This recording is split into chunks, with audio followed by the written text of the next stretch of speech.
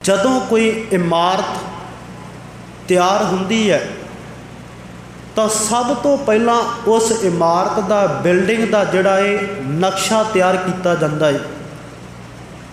ਨਕਸ਼ੇ ਦੇ ਆਧਾਰ ਤੇ ਹੀ ਫਿਰ ਉਹ ਸਾਰੀ ਬਿਲਡਿੰਗ ਦੀ ਉਸਾਰੀ ਕੀਤੀ ਜਾਂਦੀ ਹੈ ਅਤੇ ਬਿਲਡਿੰਗ ਦੀ ਉਸਾਰੀ ਦੇ ਵਿੱਚ ਵੀ ਕਈ ਪੜਾਅ ਆਉਂਦੇ ਨੇ। ਵੱਖੋ ਵੱਖ ਤਰੀਕਿਆਂ ਦੇ ਲੋਕ ਆ ਕੇ ਫਿਰ ਬਿਲਡਿੰਗ ਦੀ ਉਸਾਰੀ ਦੇ ਵਿੱਚ ਆਪਣਾ ਹਿੱਸਾ ਪਾਉਂਦੇ ਨੇ। ਪਹਿਲਾਂ ਦੀਵਾਰਾਂ ਦੀ ਚਿਣਾਈ ਕੀਤੀ ਜਾਂਦੀ ਹੈ, ਫਿਰ ਉਸ ਬਿਲਡਿੰਗ ਦੇ ਵਿੱਚ ਪਾਣੀ ਦੇ ਪ੍ਰਬੰਧ ਦੀ ਸਪਲਾਈ ਵੀ ਕੀਤੀ ਜਾਂਦੀ ਹੈ, ਫਿਰ ਉਸ ਬਿਲਡਿੰਗ ਦੇ ਵਿੱਚ ਇਲੈਕਟ੍ਰਿਸਿਟੀ ਬਿਜਲੀ ਦਾ ਪ੍ਰਬੰਧ ਵੀ ਕੀਤਾ ਜਾਂਦਾ ਹੈ। ਬਾਅਦ ਵਿੱਚ ਫਿਰ ਉਸ ਬਿਲਡਿੰਗ ਨੂੰ ਦੀਵਾਰਾਂ ਨੂੰ ਪਲਸਤਰ ਕੀਤਾ ਜਾਂਦਾ ਹੈ ਅਤੇ ਉਸ ਇਮਾਰਤ ਨੂੰ ਫਿਰ ਬਾਅਦ ਵਿੱਚ ਆਖਰੀ ਤੌਰ ਤੇ ਜਦੋਂ ਪੇਂਟ ਕੀਤਾ ਜਾਂਦਾ ਹੈ ਇੱਕ ਸੁੰਦਰ ਆਕਾਰ ਦੇ ਵਿੱਚ ਬਿਲਡਿੰਗ ਤਿਆਰ ਹੋ ਕੇ ਮੁਕੰਮਲ ਹੋ ਜਾਂਦੀ ਹੈ।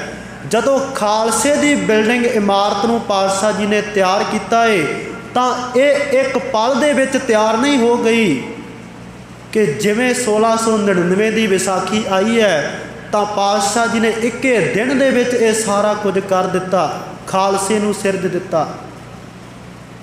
ਅਸਲ ਦੇ ਵਿੱਚ ਇਹ ਇਮਾਰਤ ਦੀ ਤਿਆਰੀ 1469 ਈਸਵੀ ਦੇ ਵਿੱਚ ਹੀ ਆਰੰਭ ਹੋ ਗਈ ਸੀ। ਧੰਨ ਗੁਰੂ ਨਾਨਕ ਪਾਤਸ਼ਾਹ ਜੀ ਨੇ ਖਾਲਸੇ ਦਾ ਨਕਸ਼ਾ ਇਸ ਜਗਤ ਦੇ ਅੰਦਰ ਪ੍ਰਗਟ ਕੀਤਾ ਹੈ। ਉਸ ਨਕਸ਼ੇ ਨੂੰ ਫਿਰ ਹਕੀਕਤ ਦੇ ਵਿੱਚ ਕਿਵੇਂ ਸੰਸਾਰ ਦੇ ਅੰਦਰ ਪ੍ਰਗਟ ਕਰਨਾ ਹੈ, ਇਹ ਸਾਰੀ ਯੋਜਨਾ ਵਿਉਂਤਬੰਦੀ ਧੰਨ ਗੁਰੂ ਨਾਨਕ ਪਾਤਸ਼ਾਹ ਜੀ ਨੇ ਆਪਣੇ ਸਮੇਂ ਤੋਂ ਹੀ ਕਰ ਦਿੱਤੀ ਹੈ। ਫਿਰ ਉਸ ਨਕਸ਼ੇ ਨੂੰ ਪਾਤਸ਼ਾਹ ਜੀ ਨੇ ਦੁਨੀਆ ਦੇ ਅੰਦਰ ਪ੍ਰਚਾਰਿਆ ਹੈ ਕਿ ਇਹ ਹੈ ਖਾਲਸੇ ਦੀ ਇਮਾਰਤ, ਜਿਸ ਇਮਾਰਤ ਦੇ ਵਿੱਚ ਸਾਰੇ ਸੰਸਾਰ ਦੇ ਜੀਵਾਂ ਨੇ ਰਹਿਣਾ ਹੈ। ਇਹ ਧਰਮਸਾਲ ਖਾਲਸੇ ਦੀ ਇਮਾਰਤ ਦਾ ਸਰੂਪ ਇਸ ਪ੍ਰਕਾਰ ਦਾ ਹੈ। ਧੰਨ ਗੁਰੂ ਨਾਨਕ ਪਾਤਸ਼ਾਹ ਜੀ ਨੇ ਖਾਲਸੇ ਦੀ ਇਮਾਰਤ ਦਾ ਨਕਸ਼ਾ ਤਿਆਰ ਕੀਤਾ, ਉਸ ਨੂੰ ਦੁਨੀਆ ਦੇ ਅੰਦਰ ਪ੍ਰਚਾਰਿਆ। ਫਿਰ ਧੰਨ ਗੁਰੂ ਅੰਗਦ ਪਾਤਸ਼ਾਹ ਜੀ ਅਤੇ ਅਗਲੇ ਗੁਰੂ ਸਾਹਿਬਾਨਾਂ ਨੇ ਉਸ ਨਕਸ਼ੇ ਨੂੰ ਅਮਲੀ ਤੌਰ ਤੇ ਕਿਵੇਂ ਤਿਆਰ ਕਰਨਾ ਹੈ, ਸਮਾਜ ਦੇ ਅੰਦਰ ਕਿਵੇਂ ਪ੍ਰਗਟ ਕਰਨਾ ਹੈ, ਉਸ ਗੱਲ ਦੇ ਉੱਪਰ ਮਿਹਨਤ ਕੀਤੀ। ਧੰਨ ਗੁਰੂ ਅੰਗਦ ਪਾਤਸ਼ਾਹ ਧੰਨ ਗੁਰੂ ਨਾਨਕ ਪਾਤਸ਼ਾਹ ਜੀ ਦੀ ਬਖਸ਼ੀ ਹੋਈ ਵਿਚਾਰਧਾਰਾ ਨੂੰ ਮੁੱਖ ਰੱਖ ਕੇ ਕਾਰਜ ਕੀਤੇ।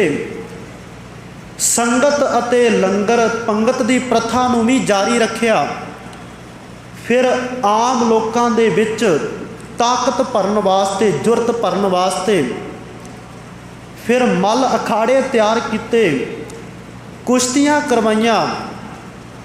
ਫਿਰ ਇਹ ਜਿਹੜੀ ਰੀਤ ਹੈ ਅੱਗੇ ਤੋਂ ਅੱਗੇ ਚੱਲਦੀ ਹੈ ਅਤੇ ਇਹ ਖਾਲਸੇ ਦੀ ਇਮਾਰਤ 10ਵੇਂ ਪਾਤਸ਼ਾਹ ਜੀ ਤੱਕ ਪਹੁੰਚਦੀ ਹੈ ਅਤੇ ਇਸ ਇਮਾਰਤ ਦੀ ਸ਼ੁਰੂਆਤ, ਖਾਲਸੇ ਦੀ ਸ਼ੁਰੂਆਤ ਇੱਕ ਡੰਡੇ ਤੋਂ ਹੁੰਦੀ ਹੈ ਜੋ ਬਾਅਦ ਵਿੱਚ ਖੰਡੇ ਦਾ ਰੂਪ ਧਾਰਨ ਕਰਦੀ ਹੈ। ਜਦੋਂ ਧੰਨ ਗੁਰੂ ਨਾਨਕ ਪਾਤਸ਼ਾਹ ਜੀ ਦੇ ਜੀਵਨ ਦਾ ਜ਼ਿਕਰ ਭਾਈ ਗੁਰਦਾਸ ਜੀ ਆਪਣੀਆਂ ਵਾਰਾਂ ਦੇ ਅੰਦਰ ਕਰਦੇ ਨੇ ਤਾਂ ਉੱਥੇ ਇੱਕ ਪਾਵਨ ਬਚਨ ਆਪਣੀਆਂ ਰਚਨਾਵਾਂ ਦੇ ਅੰਦਰ, ਵਾਰਾਂ ਦੇ ਅੰਦਰ ਕਰਦੇ ਨੇ। ਬਾਬਾ ਫਿਰ ਮੱਕੇ ਗਿਆ, ਨੀਲ ਬਸਤਰ ਧਾਰੇ ਬਨਵਾਰੀ, ਆਸਾ ਹੱਥ ਕਿਤਾਬ ਕਸ਼, ਕੂਜਾ ਬਾਗ ਮੁਸੱਲਾ ਧਾਰੀ। ਇੱਥੇ ਆਸਾ ਦਾ ਹੱਥ ਹੈ ਡੰਡਾ। ਧੰਨ ਗੁਰੂ ਨਾਨਕ ਪਾਤਸ਼ਾਹ ਜੀ ਜਦੋਂ ਸੰਸਾਰ ਦੀ ਯਾਤਰਾ 'ਤੇ ਨਿਕਲੇ ਨੇ ਲੋਕਾਂ ਨੂੰ ਧਰਮ ਦਾ ਮਾਰਗ ਵਿਖਾਉਣ ਦੇ ਲਈ, ਤਾਂ ਉਹਨਾਂ ਨੇ ਵੀ ਆਪਣੇ ਹੱਥ ਦੇ ਅੰਦਰ ਡੰਡਾ ਫੜਿਆ ਹੈ ਅਤੇ ਉਹ ਡੰਡਾ ਸ਼ਕਤੀ ਦਾ ਪ੍ਰਤੀਕ ਹੈ, ਸਿਪਾਹੀ ਦਾ ਪ੍ਰਤੀਕ ਹੈ, ਤਾਕਤ ਦਾ ਪ੍ਰਤੀਕ ਹੈ। ਇਹੀ ਡੰਡਾ ਧੰਨ ਗੁਰੂ ਅਰਜਨ ਪਾਤਸ਼ਾਹ ਜੀ ਦੀ ਸ਼ਹੀਦੀ ਤੋਂ ਬਾਅਦ ਫਿਰ ਤੇਗ ਦਾ ਰੂਪ ਧਾਰਨ ਕਰ ਲੈਂਦਾ ਹੈ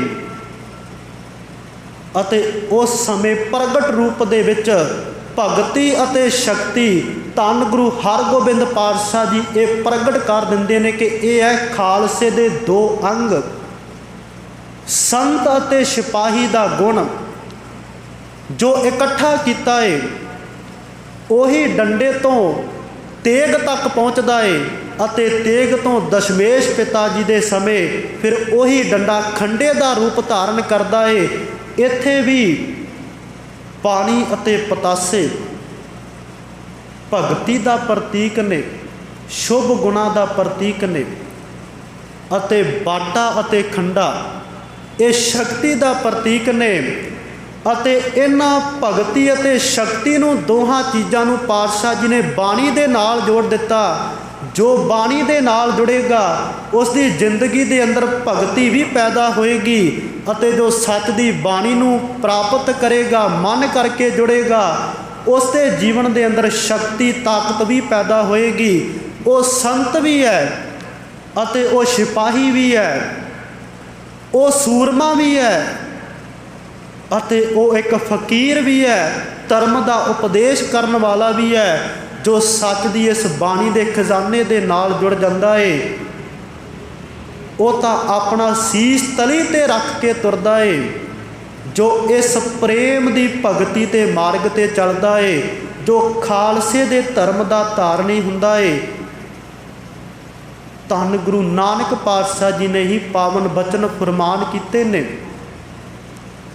ਜੋ ਤੋ ਪ੍ਰੇਮ ਖੇਲਣ ਕਾ ਚਾਓ, ਸਿਰ ਧਰ ਤਲੀ ਗਲੀ ਮੇਰੀ ਆਓ, ਇਤ ਮਾਰਗ ਪੈਰ ਧਰੀਜੈ, ਸਿਰ ਦੀਜੈ ਕਾਨ ਨਾ ਕੀਜੈ। ਇਹ ਖਾਲਸਾ ਸੰਤ ਵੀ ਹੈ ਅਤੇ ਸਿਪਾਹੀ ਵੀ ਹੈ। ਦੋਹੇ ਗੁਣ ਪਾਖਲ ਦੇ ਕੇ ਦਸ਼ਮੇਸ਼ ਪਿਤਾ ਜੀ ਨੇ ਖਾਲਸੇ ਦੇ ਅੰਦਰ ਭਰ ਦਿੱਤੇ ਅਤੇ ਇਹ ਖਾਲਸੇ ਦੀ ਇਮਾਰਤ ਜਿਸ ਦਾ ਨਕਸ਼ਾ ਧੰਨ ਗੁਰੂ ਨਾਨਕ ਪਾਤਸ਼ਾਹ ਜੀ ਨੇ ਤਿਆਰ ਕੀਤਾ, ਫਿਰ ਇਸ ਖਾਲਸੇ ਦੀ ਇਮਾਰਤ ਨੂੰ ਧੰਨ ਗੁਰੂ ਦਸ਼ਮੇਸ਼ ਪਿਤਾ ਜੀ ਨੇ ਸੰਪੂਰਨ ਰੂਪ ਬਖਸ਼ਿਸ਼ ਕਰ ਦਿੱਤਾ ਅਤੇ ਇਹ ਬਚਨ ਕਰ ਦਿੱਤੇ, ਖਾਲਸਾ ਮੇਰੋ ਰੂਪ ਹੈ ਖਾਸ, ਖਾਲਸੇ ਮੈਂ ਹੋ ਕਰੋ ਨਿਵਾਸ।